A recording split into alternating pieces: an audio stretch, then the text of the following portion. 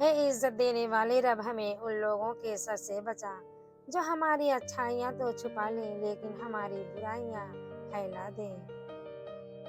یا اللہ، میرے دل کو منافقت سے، میرے عمل کو دکھاوے سے، میری زبان کو جھوٹ سے اور میری آنکھوں کو خیانت سے پاک کر دے، اور ہم سب کو اپنا شکر گزار اور عبادت کرنے والا بنا دے۔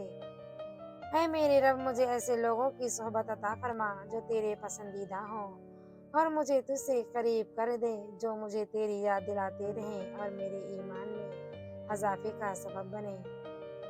جس کو اللہ نے دعا کی توفیق دی وہ قبولیت سے محروم نہیں رہ سکتا، جس کو اللہ نے استغفار کی توفیق دی وہ مغفرت سے محروم نہیں رہ سکتا، جس کو اللہ نے شکر کی توفیق دی وہ نعمت سے محروم نہیں رہ سکتا۔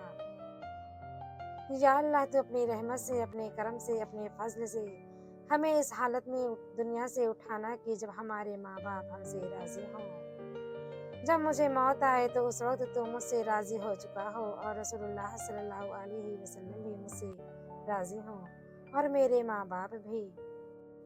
یا اللہ، مجھے پاک کر دے، میرے دل، جسم اور ذہن کو ہر طرح کی برائیوں اور بیماریوں سے پاک کر دے۔ آمین یا اللہ۔